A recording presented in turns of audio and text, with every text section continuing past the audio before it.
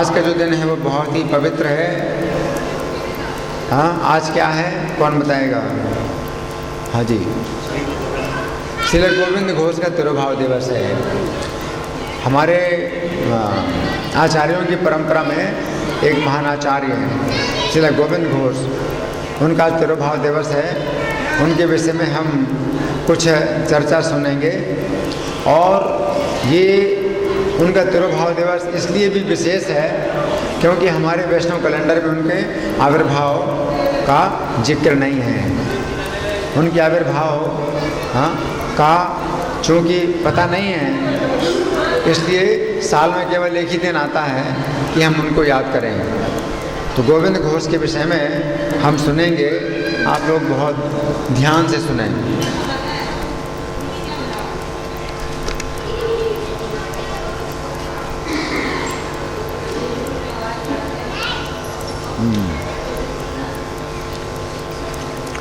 ये 3 भाई हैं, इन्हें कहते हैं घोष बंधु।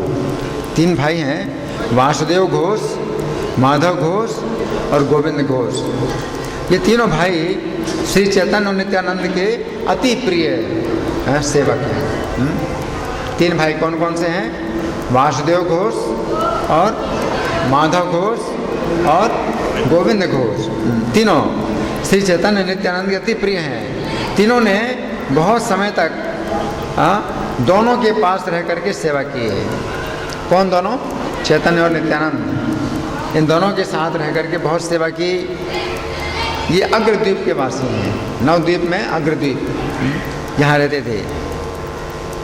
वासुदेव घोष ब्रजलीला में गुणतुंगा नाम की सखी हैं, गुणतुंगा नाम की सखी हैं। गोविंद घोष कलावती नाम के सखी हैं और माधव घोष रसोल्लासा नाम के सखी हैं। ये तीनों सखियां हैं। विशाखा सखी के रचित गीतों का गान करती हैं। 8 सखियां हैं, अष्ट सखियों में से एक विशाखा सखी हैं। यहाँ पर हम देखते हैं ललिता सखी, विशाखा सखी। 8 सखियों में जो विशाखा सखी हैं उनकी ये सेविकाएँ हैं। उनकी 3 सेविकाएँ हैं, जो गुणतुंगा सखी हैं वो वासुदेव घोष हुए, और कलावती सखी गोविंद घोष हुए, रसोल्लासा सखी माधव घोष हुए, है ना।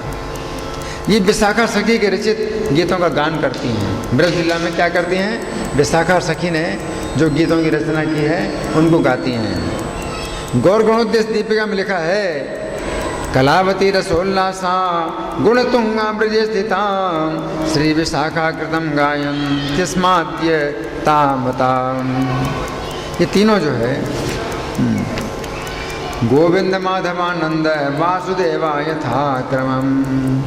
ये 3 जो सखियां हैं, एक कलावती नाम की सखी है, वो गोविंद घोष के नाम से प्रकट हुई, और रसोल्लासा नाम की सखी है, माधव घोष के नाम से प्रकट हुई, और गुणतुंगा नाम की जो सखी हैं वो वासुदेव घोष के नाम से प्रकट हुई। ये तीनों सखियाँ विशाखा सखी की सेवा में रहती हैं और विशेष रूप विशाखा सखी के द्वारा रचित गीतों का गान करती हैं। और यही तीनों सखियाँ गौर लीला में 3 भाइयों के रूप में प्रकट हुई, है ना।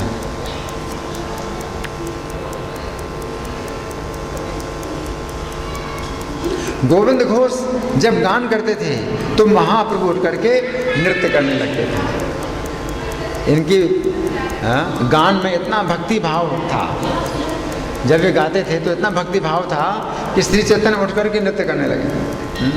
मतलब अपने बस में नहीं रहते।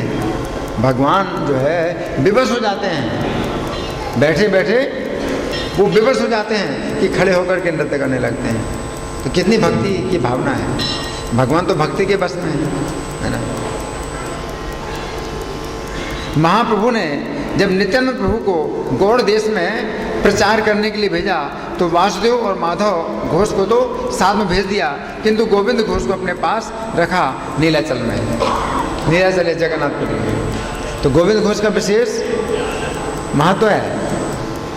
नित्यानंद प्रभु के साथ में 2 भाइयों को भेज दिया, कौन से दो भाई? वासुदेव घोष और माधव घोष। लेकिन गोविंद घोष को अपने साथ रखा, कहाँ पर? जगन्नाथपुरी में, है ना।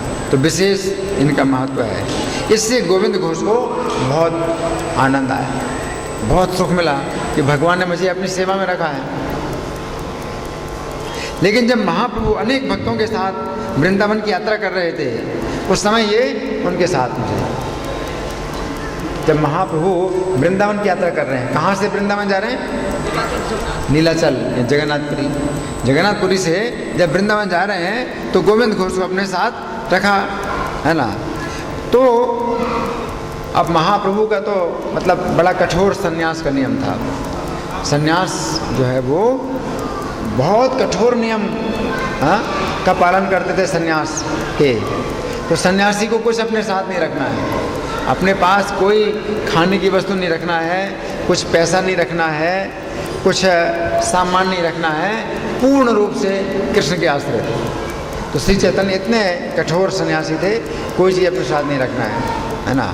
और सन्यासी की सेवा में गोविंद घोष हैं, तो भगवान नहीं चाहते कि गोविंद घोष भी अपने साथ कुछ रखे। तो होता क्या है कि श्री चैतन्य सन्यासी के रूप में जगन्नाथपुरी से वृंदावन जा रहे हैं, तो पैदल जा रहे हैं। तो किसी भी घर में भोजन करते, किसी भी घर में जाते हैं तो भोजन उनको प्राप्त हो जाता है। तो भोजन के बाद में गोविंद घोष को आज्ञा देते थे कि मेरे लिए कुछ हरित की मांग के लाओ, मुख शुद्धि के लिए। भोजन के बाद मुख शुद्ध करने के लिए भगवान जो है हरित की, थोड़ी सी हरित की मांगते थे कि थोड़ी हरित की लाओ, है ना। तो गोविंद घोष श्री चैतन्य की सेवा में ब्रह्मचारी, तो वे जो है किसी घर से हरित की लेके आते थे, है ना। एक दिन भोजन के बाद महाप्रभु ने हरितकी के लिए आज्ञा दी। तो गोविंद भागकर गांव गए, हरितकी ले आए, उनमें से कुछ महाप्रभु दे दी और अपने पास रख ली। हरितकी अपने पास रख ली, क्यों? हमेशा भोजन के बाद मांगते हैं, तो अपने पास रख ली हरितकी कि जब मांगेंगे तो दे देंगे, है ना। तो दूसरे दिन जब फिर महाप्रभु ने हरितकी मांगी कि जाओ लेके आओ हरितकी कहीं से मांग करके, तो इन्होंने क्या किया? पहले दिन की रखी हरितकी झट निकाल के दे दी। तो सेवा की भावना में इन्होंने पहले दिन की हरितकी रख ली थी। लेकिन भगवान बड़े कठोर सन्यासी हैं, तुमने अपने पास रखा है कुछ सामान, है ना, अब तुम मेरे साथ नहीं रह सकते। तो महाप्रभु ने कहा, गोविंद तुम्हारी संचय करने की प्रवृत्ति, तुम्हारे अंदर संचय करने की प्रवृत्ति है, अब तुम अग्रद्वीप में रहो और तुम गृहस्थ आश्रम में जाओ। इतना कठोर सन्यास, मतलब इतना भी जो है भगवान ने क्षमा नहीं किया कि तुम मेरी सेवा में हो, तुमने अपने साथ में हरितकी का टुकड़ा रखा है, अब तुम क्या करो? जाओ गृहस्थ बनो। एक बहुत बड़ा दंड मिल गया उनको कि जाओ गृहस्थ बनो।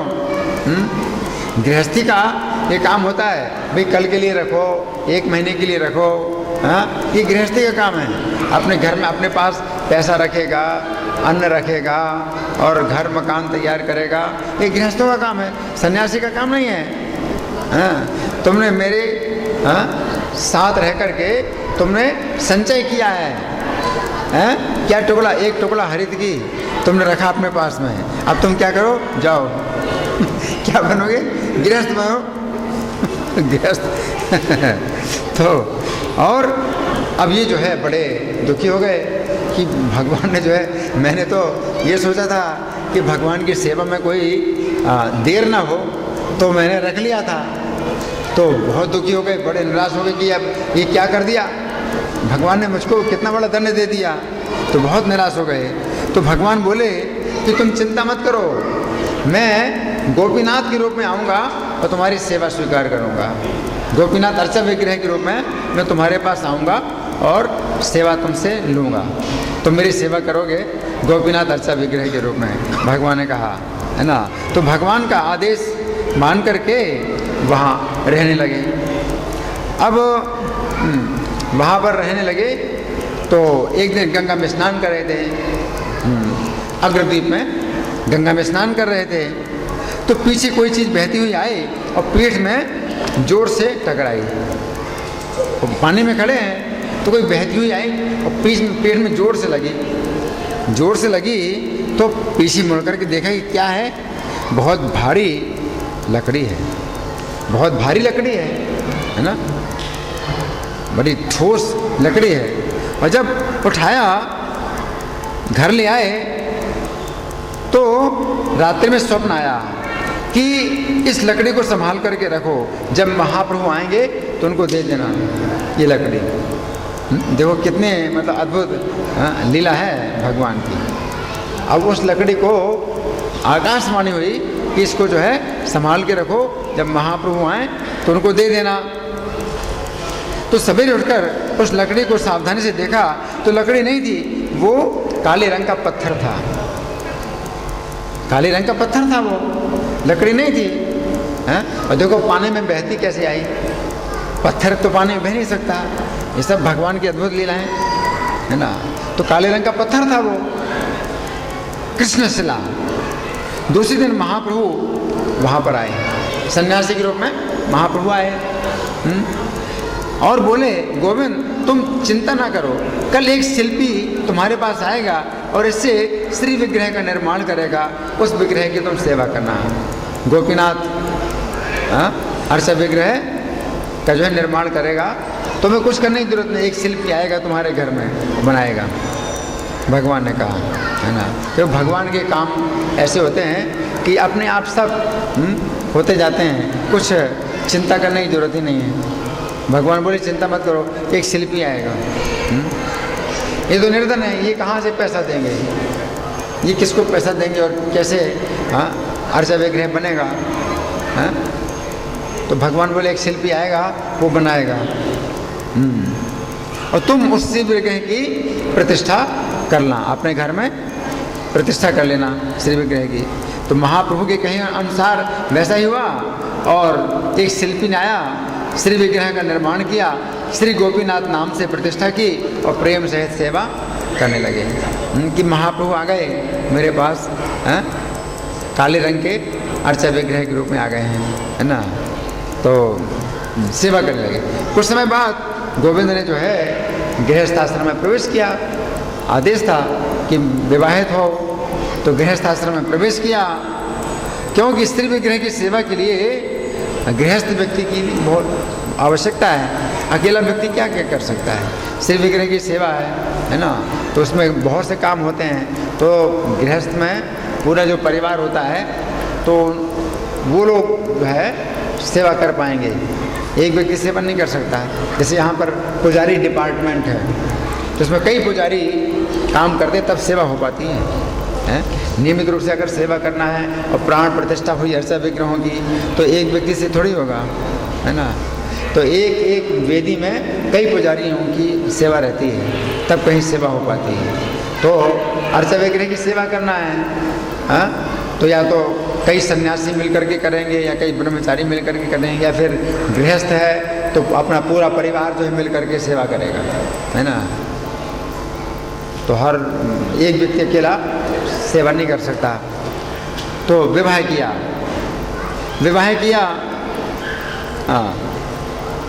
और पत्नी से गोपीनाथ की सेवा करते रहे और पुत्र का जन्म हुआ। अब घर में पुत्र का जन्म हुआ, कुछ दिन बाद किसी की इच्छा से पहले पत्नी का देहांत हो गया, तो किसी प्रकार से आप सेवा कर रहे हैं तो बड़ा भार हो गया। तो अब अर्चा विग्रह की सेवा करना और पुत्र की अलग देखभाल करना, पुत्र बहुत छोटा है तो बहुत भार आ गया। और कुछ समय के बाद पुत्र का भी देहांत हो गया, तो बहुत व्याकुल हो गए। और अब वो गोपीनाथ जी के ऊपर बड़ा गुस्सा आया इनको,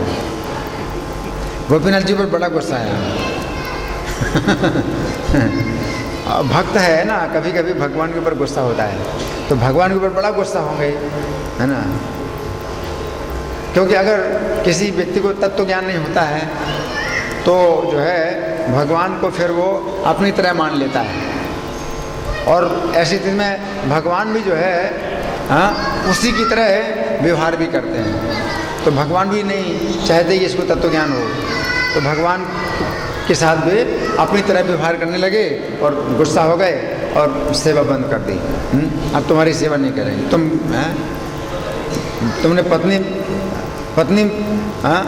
ले ली तो हमने फिर भी किसी प्रकार से तुम्हारी सेवा करी। अब पुत्र भी ले लिया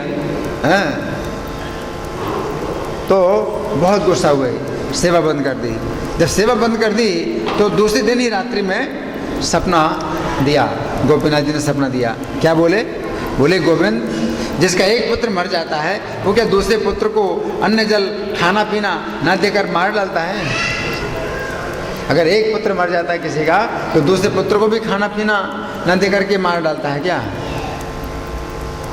मतलब भगवान का कहना क्या है? दूसरा पुत्र मैं हूँ तुम्हारा, तो तुम क्या चाहते हो? मुझे भी मारना चाहते हो क्या?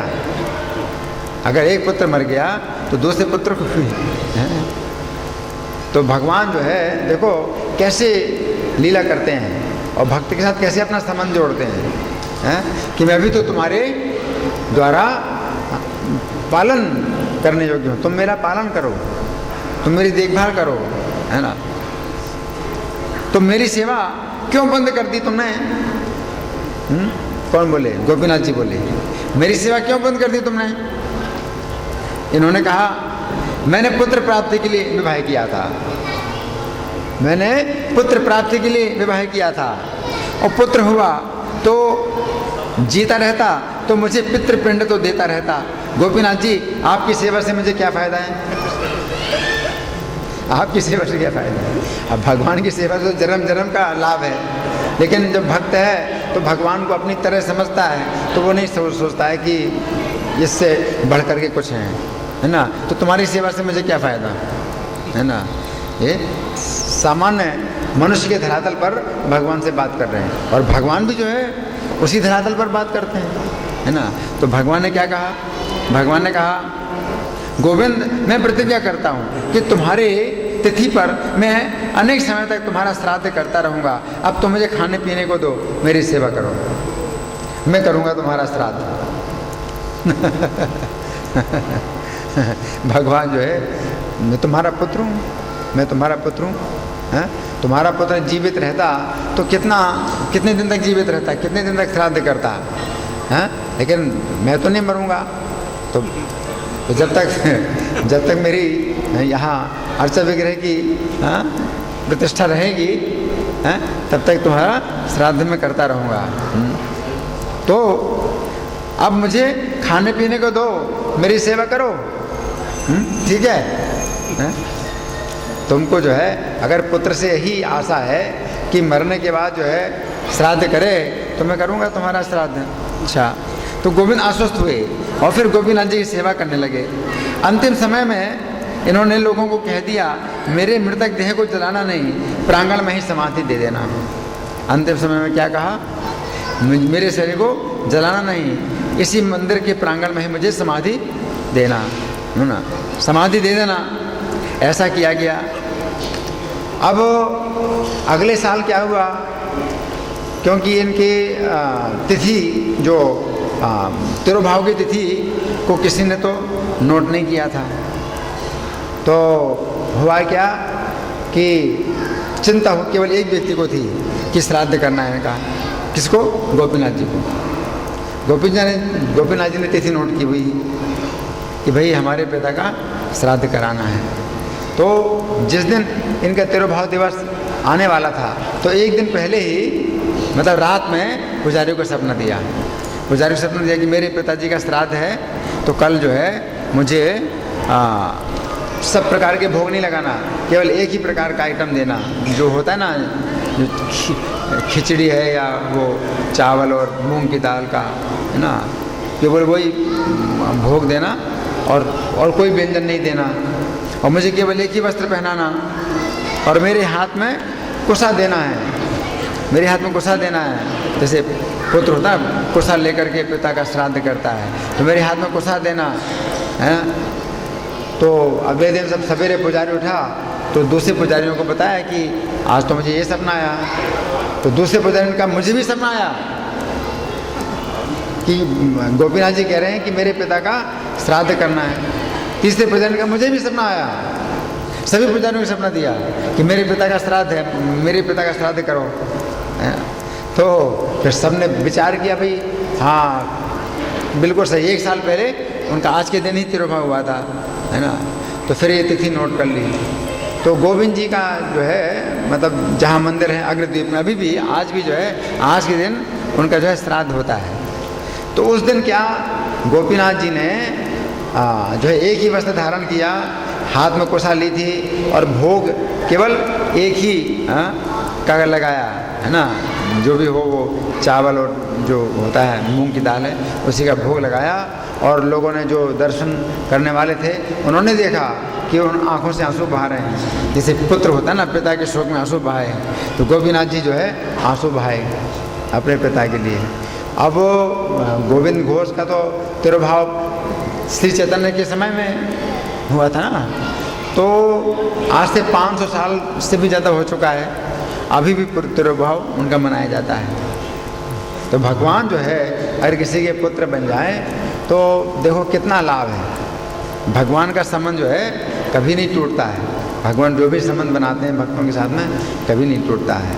तो आज गोविंद घोष का तिरुभाव दिवस है, तो हमें प्रार्थना करना चाहिए कि ऐसी कृपा हमें भी प्राप्त हो कि भगवान अपने संबंध जो है इस प्रकार से बनाएं कि कभी टूटे नहीं। श्रील गोविंद घोष तिरुभाव तिथि महोत्सव की, श्रील प्रभुपाद की।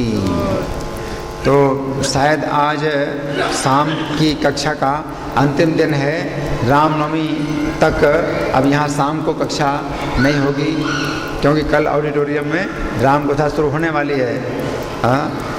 तो हम राम राज्य के विषय में कुछ चर्चा करेंगे, तो आप लोग बड़े ध्यान से सुनिए कि राम का राज्य जो है एक विशेष बात है। राम के राज्य की कुछ विशेष बातें हैं जिस कारण से राम राज्य की चर्चा होती है। राम राज्य के जैसा जो है कोई राज्य हुआ नहीं आज तक, है ना। तो इसलिए हम जरा सुनेंगे ये राम राज्य का जो वर्णन है जो मैं अभी सुनाऊंगा, ये पद्म पुराण में शेष जी कर रहे हैं।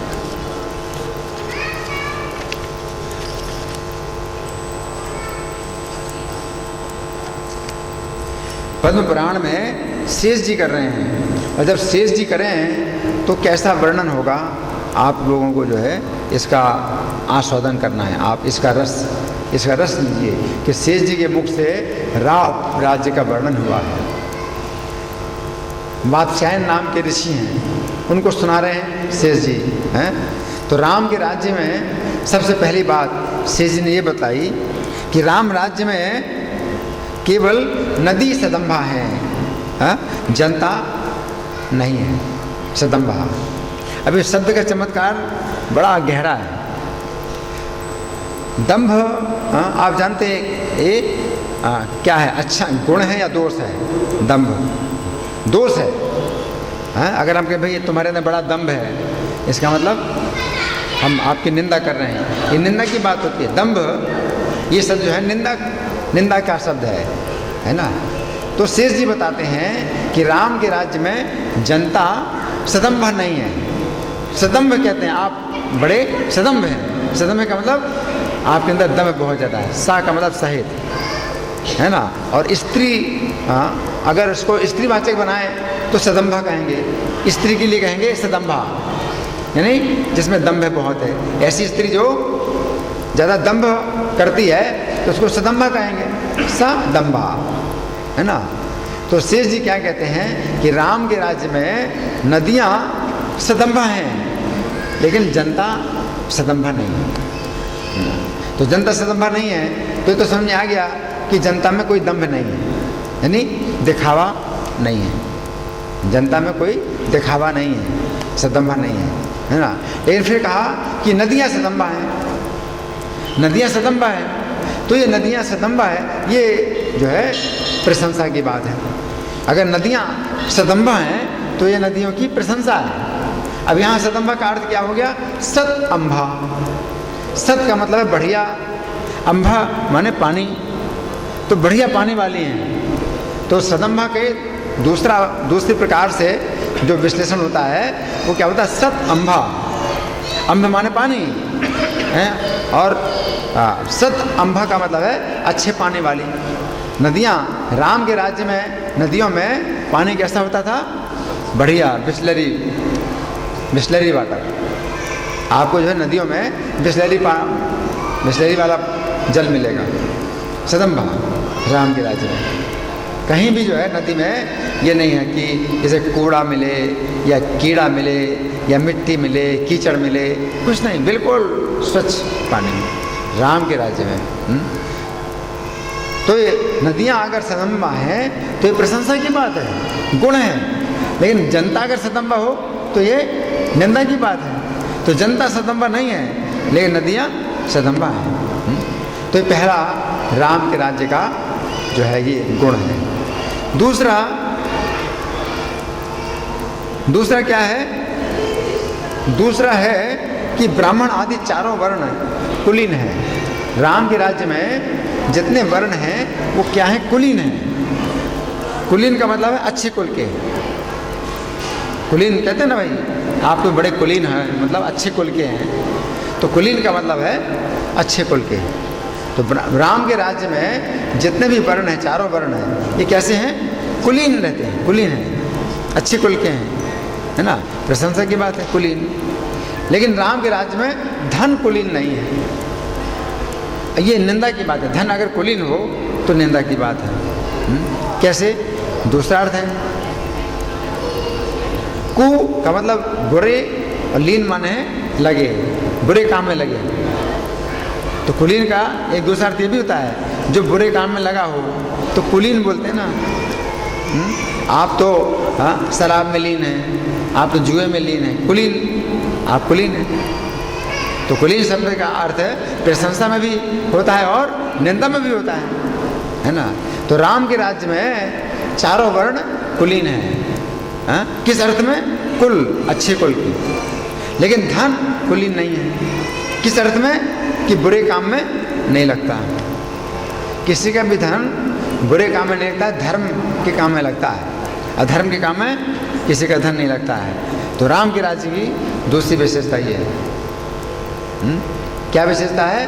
कि प्रजा तो कुलीन है, अच्छे कुल की है, लेकिन धन कुलीन नहीं है। धन किसी का बुरे काम में नहीं लगता है ना? ये राम के राज्य की दूसरी विशेषता बताई, शेष जी ने बताई। तीसरा विभ्रम। विभ्रम ये प्रशंसा की भी बात है और निंदा की भी बात है। विभ्रम जो है प्रशंसा की बात है अगर इसका अर्थ माना जाए जो नृत्य में विभ्रम होता है। विभ्रम जो है जब नृत्य, जो नर्तकियां हैं वो जब वो घूमती हैं विभ्रम, तो उसको विभ्रम बोलते हैं। तो वो जो है प्रशंसा की बात होती है। लेकिन विभ्रम निंदा की बात होती है अगर भ्रम पैदा हो जाए, विशेष भ्रम है, तो आप भ्रमित हैं, सही क्या है गलत क्या है, ये विभ्रम आपके दिमाग में है, तो ये क्या हो गया? निंदा की बात हो गई। तो विद्वानों में विभ्रम नहीं है। राम के राज्य में विद्वानों में कोई विभ्रम नहीं है, यानी निश्चित रूप से वो जानते हैं सही और गलत का अंतर। तो विद्वानों में विभ्रम नहीं है, स्त्रियों में विभ्रम है। जो नृत्य करती हैं स्त्रियां, उनमें विभ्रम है। तो नृत्य कला में जो है विभ्रम एक गुण माना जाता है। लेकिन विद्वानों में विभ्रम नहीं है, तो ये प्रशंसा की बात है। राम के राज्य में विद्वानों में विभ्रम नहीं है, स्त्रियों में विभ्रम है। चौथा, राम के राज्य की विशेषता क्या है कि कुटिल मार्ग से चलती है। नदियाँ कुटिल मार्ग से चलती हैं, तो ये गुण है। नदियाँ टेढ़ी मेढ़ी चलती हैं ना, तो ये नदी का गुण माना जाता है कि टेढ़े मेढ़े रास्ते चलती हैं। तो नदियाँ कुटिल मार्ग से चलती हैं, तो ये गुण है नदियों का। लेकिन प्रजा कुटिल मार्ग से नहीं चलती, तो ये भी गुण है, कुटिल मार्ग से नहीं चलती, है ना। आप सरल मार्ग से चलते हो, सरल हैं, आप कुटिल नहीं हैं, है ना। तो प्रजा जो है कुटिल मार्ग से नहीं चलती है, ये नदियाँ कुटिल मार्ग से चलती हैं। तो नदियों का भी ये गुण है, कुटिल मार्ग से चलती हैं, और प्रजा का भी गुण है, कुटिल मार्ग से नहीं चलती। ये चौथा राम के राज्य का गुण है। इसके बाद तम, तम जो है ये एक दोष माना जाता है, एक दोष माना जाता है ना। लेकिन ये तम जो है एक स्वाभाविक भी माना जाता है। तो राम के राज्य में तम होता है कृष्ण पक्ष की रात्रि, कृष्ण पक्ष की रात्रि में तम होता है, अंधकार, तम का अंधकार। तो राम के राज्य में कृष्ण पक्ष की रात्रि में अंधकार रहता है, अंधकार रहता है। लेकिन मनुष्यों में तम नहीं है, मनुष्य में तम नहीं है। अब आजकल क्या है भाई, रात में तम तो नहीं है, रात्रि में तम नहीं है, खूब प्रकाश है, देखो बिजली की लाइट खूब रात भर जलती है, अंधकार नहीं है, कहीं तम नहीं है। लेकिन मनुष्य में कितना तम हो, कितना तम है। वे अगला जीवन भी नहीं जानते कि अगला जीवन भी है, अगले जीवन के लिए कुछ करते नहीं। अब अगले जीवन में जाएंगे नरक में, इस जीवन में बस खाओ पियो मौज करो, बस यही। ये कितना क्या है, ये अंधकार, तम, अज्ञान। तो तम का मतलब ज्ञान है। तो राम के राज्य में क्या है, मनुष्यों में तम नहीं है, कृष्ण पक्ष की रात्रि में तम है। तो एक तम का मतलब अज्ञान हो गया है, तो मनुष्य में नहीं है वो तम, लेकिन कृष्ण पक्ष की रात्रि में तम है ना। तो ये फिर भी मंजूर है भाई, कृष्ण पक्ष की रात्रि में अगर तम है, अंधकार है तो इतना तो चल जाएगा। लेकिन मनुष्य में तम अगर हो तो क्या फ़ायदा। आजकल की जो सभ्यता है इसको बड़ा उन्नत माना जाता है कि देखो हमने रात को क्या कर दिया, दिन बना दिया है। ये जो है बेसमेंट बिल्कुल अंधकार रहता है, तो 24 घंटे जो है वो लाइट रहती है, बेसमेंट में भी लाइट रहती है। तो बहुत बड़ी उपलब्धि मानी जाती है आजकल की सभ्यता की। लेकिन है क्या, मनुष्य में अंधकार ही अंधकार है, अज्ञान ही अज्ञान है। कोई नहीं सोचता अगले जीवन के लिए मुझे क्या करना है, और खाओ पियो और हर प्रकार के पाप कर्म करते हैं, जाएंगे नरक में, तब है। तो राम के राज्य में जो है कृष्ण पक्ष की रात्रि में जरूर तम होता था, अंधकार, लेकिन मनुष्यों में तम नहीं होता है। तो इसके बाद है रज।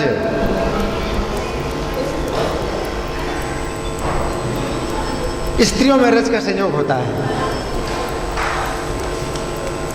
राम के राज्य में रज का संयोग होता है, स्त्रियों में होता है, लेकिन मनुष्यों में नहीं है। तो रज के दो अर्थ हैं, एक तो रजो धर्म है, स्त्रियों में तो होता ही है, वो तो सब जगह हमेशा होता है। रजो धर्म तो स्त्रियों में हमेशा होता है। तो राम के राज्य में स्त्रियों में रजो धर्म होता है, लेकिन मनुष्यों में रजे नहीं है, नहीं रजोगुण नहीं है, मनुष्य में रजोगुण नहीं है। रजोगुण में क्या होता है, लोभा प्रवृत्तिरारंभा कर्मणामस्मा स्पृहा रजस्येताने जायन्ते विवृद्धे धर्तर्षवे। लोभ है, प्रवृत्ति है, आरंभ है, कर्मों में अशांति है, कर्मणामस्मा स्पृहा, और लोभ है, बहुत लालच है, ये सब रजोगुण। तो मनुष्य में रजो नहीं है, रज नहीं है। स्त्रियों में रज की का संयोग है, मनुष्य में रज का संयोग नहीं है। ये राम के राज्य के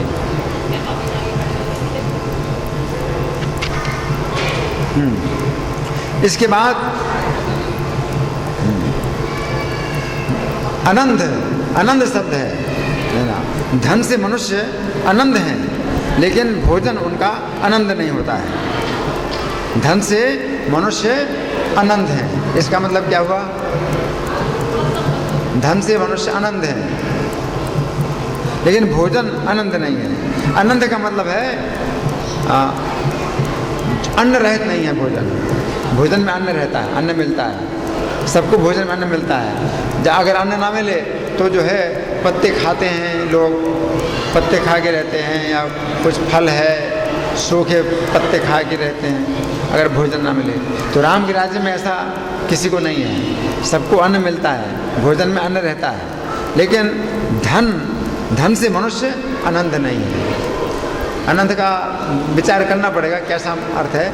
इसका मतलब है कि उनके पास धन संपत्ति है ना। तो राम के राज्य में लोगों के पास धन संपत्ति रहती है, तो ये भी मतलब है आनंद नहीं है। नहीं, आनंद है, धन से मनुष्य आनंद है, लेकिन भोजन आनंद नहीं है, अन्न रहित नहीं है। आनंद का मतलब अन्न रहित।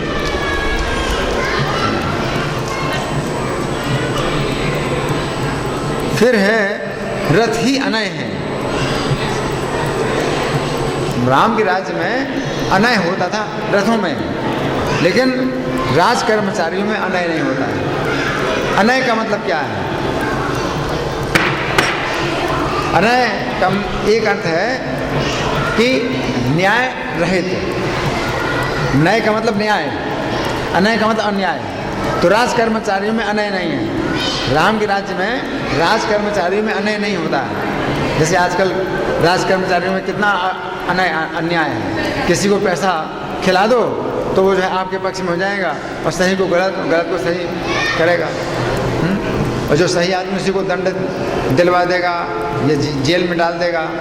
तो अनय, राज कर्मचारी में अनय। राम के राज्य में राज कर्मचारियों में अनय नहीं है, अनय केवल रथों में है। अनय रथों में है। तो अनय का मतलब लोहा रहित। रथों में लोहा नहीं होता। राम के राज्य में जो रथ बनते हैं उनमें लोहा नहीं रहता, अनय होते हैं। अय का मतलब लोहा भी होता है। अनअय यानी लोहा रहित, रथों में लोहा नहीं होता। जैसे जगन्नाथ जी का रथ भी बनता है तो लोहा नहीं होता ना, उसमें एक भी कील नहीं होती है, पूरा लकड़ी से बनता है। तो राम के राज्य में जितने भी रथ बनते हैं वो अनय होते हैं, यानी लोहा रहित होते हैं। और जो राज कर्मचारी हैं उनमें अनय नहीं होता, यानी अन्याय। अन्याय का मतलब अन्याय है। तो राज कर्मचारी में अन्याय नहीं होता है। ये राम के राज्य की विशेषता है। और दंड, राम के राज्य में दंड होता है। किस में होता है? एक तो फरसा में दंड होता है। दंड का मतलब डंडा, तो फरसा में डंडा है, फावड़े में डंडा है, चमर में दंड होता है, छत्र में दंड होता है। 4 चीज़ों में दंड होता है। राम के राज्य में दंड होता है फरसा, फावड़ा, चमर और छत्र में, लेकिन अन्यत्र कहीं दंड नहीं है। तो दंड का मतलब दूसरा अर्थ हो गया दंड क्या? यातना। तो राम के राज्य में और कहीं दंड नहीं मिलता। दंड कहाँ मिलता है? फावड़ा, फरसा, छत्र और चमर।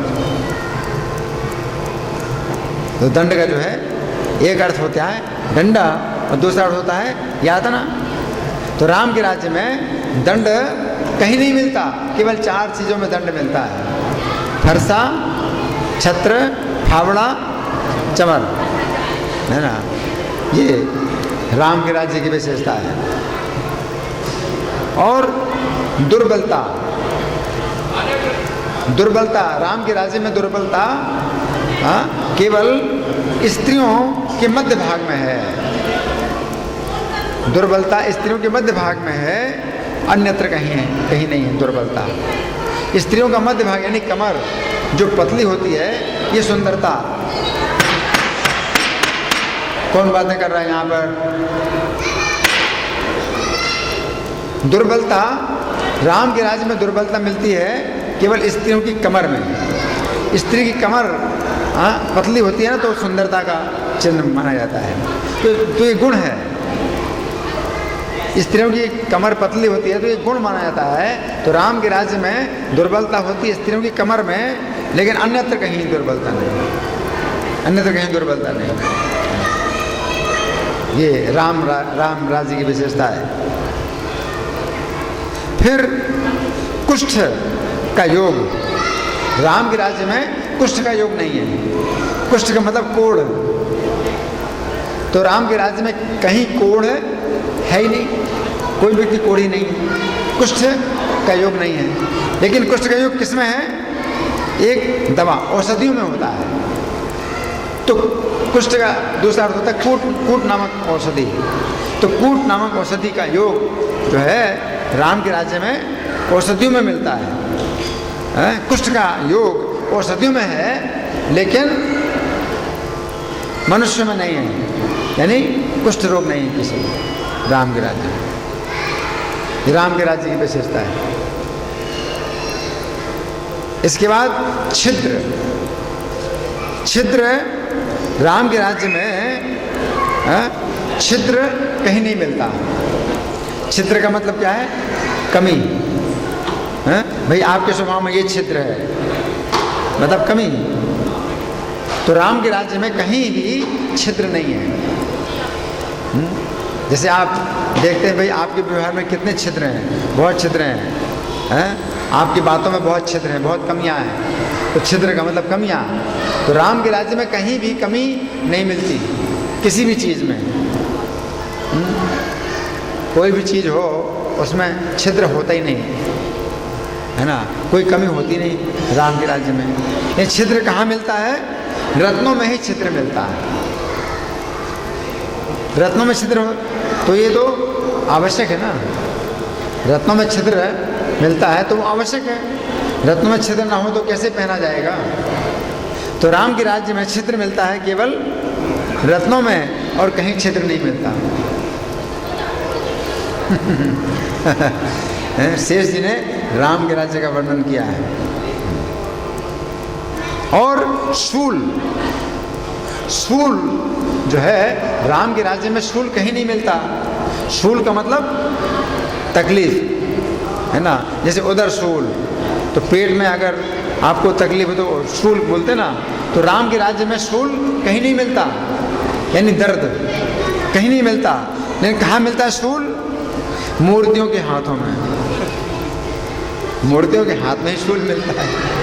तो शूल का मतलब वो भी होता है ना, हथियार। तो राम के राज्य में शूल केवल मूर्तियों के हाथों में मिलता है और कहीं नहीं मिलता शूल। राम के राज्य की विशेषता है। ये कौन बातें कर रहा है यहाँ पर? हैं? कौन बातें कर रहा है? यहाँ बातें करने के लिए बैठे हैं। आप लोगों को सोचना चाहिए यहाँ पर कुछ कथा चल रही है, अगर नहीं सुनते तो बातें तो ना करो कम से कम। क्यों बातें कर रहे हो? अगर सुनोगे तो बहुत लाभ होगा, नहीं सुनना नहीं चाहते हैं तो कम से कम मुंह बंद रखो अपना, बातें ना करो। बातें क्यों कर रहे हो? तुम्हें क्या बता रहा था? राम के राज्य में शूल कहीं नहीं मिलता है। कहाँ मिलता है?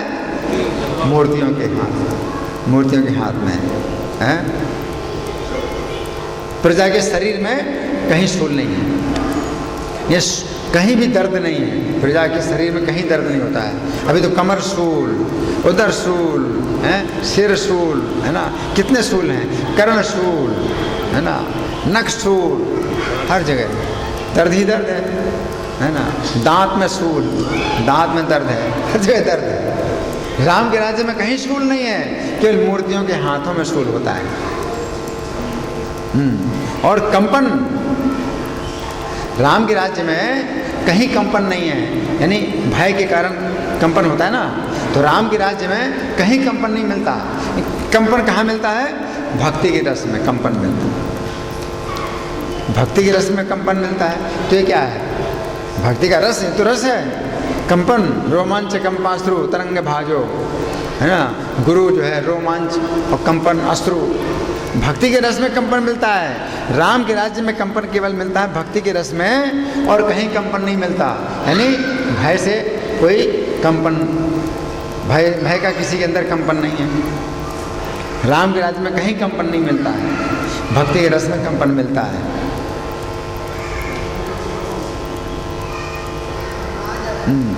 और मद, मद कहाँ मिलता है?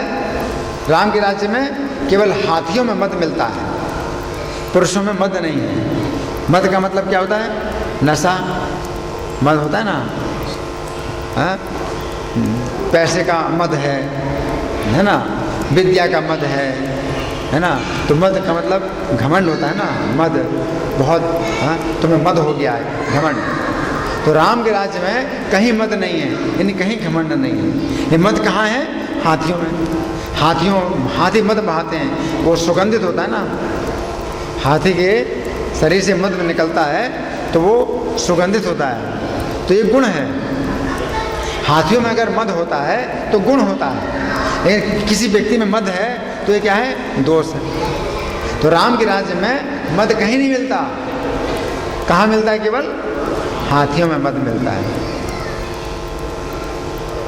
और राम के राज्य में तरंगे नहीं मिलती, कहीं तरंग नहीं मिलती है, यानी मन में तरंगें आती हैं, है ना, तो उससे बहुत उल्टे सीधे काम करता है व्यक्ति। मन में तरंग आ गई, है ना। तो राम के राज्य में किसी के मन में तरंग नहीं होती है। तरंग कहाँ होती है? केवल तालाबों में। तालाबों में तरंग होती हैं तो ये गुण है। तालाब में अगर तरंग उठती हैं तो गुण है ये, लेकिन किसी के मन में तरंगे आए हैं तो क्या है? दोष है। तो राम के राज्य में किसी के मन में तरंगे नहीं आती हैं। मन कैसा होता है? स्थिर। जैसे गीता में भगवान ने कहा, आपूर्यमाणम अचले प्रतिष्ठम। नदियाँ समुद्र में प्रवेश करती हैं और समुद्र में कोई तरंगे नहीं आती, स्थिर रहता है। उसी प्रकार से जिसका मन है बिल्कुल समुद्र की तरह शांत रहे, है ना। तो ऐसा जो है राम के राज्य में किसी के मन में तरंग नहीं आती है। तरंग आती केवल तालाब में।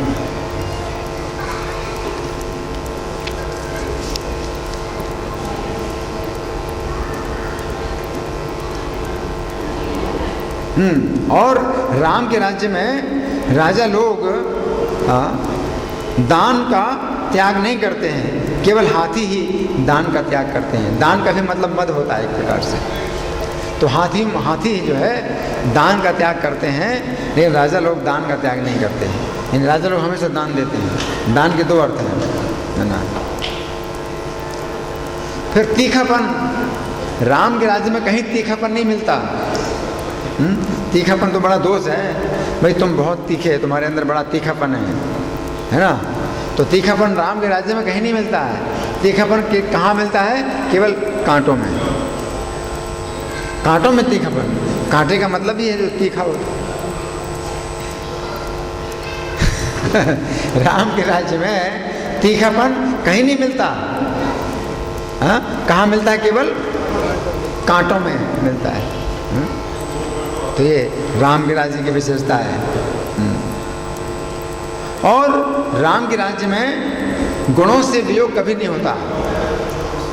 गुणों से वियोग कभी नहीं होता,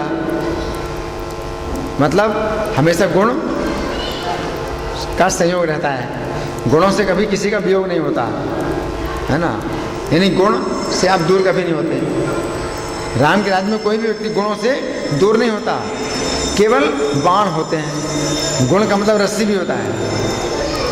तो बाण क्या होता है? धनुष की रस्सी से छूटते हैं तो गुणों से वियोग, गुणों से दूर होते हैं बाण, यानी रस्सी। तो गुण का मतलब रस्सी भी है। तो राम के राज्य में बाण ही गुणों से दूर होते हैं, यानी रस्सी से दूर होते हैं, लेकिन गुणों से और कोई दूर नहीं होता। तो ये राम के राज्य की विशेषता है। तो इस तरह से राम के राज्य की विशेषताएं बताई गई हैं और शेष जी ने इस प्रकार से वर्णन किया है। तो इस प्रकार से बड़े चमत्कार हैं, शब्दों के बड़े चमत्कार हैं राम के राज्य में, है ना। आप लोगों की ओर से कोई प्रश्न है? एक प्रश्न करें, कोई एक प्रश्न, या मैं प्रश्न करूँ? मैं प्रश्न करूँ? ठीक है, मैं प्रश्न करता हूँ, है ना। हाँ, आपका प्रश्न है, हाँ बोलिए।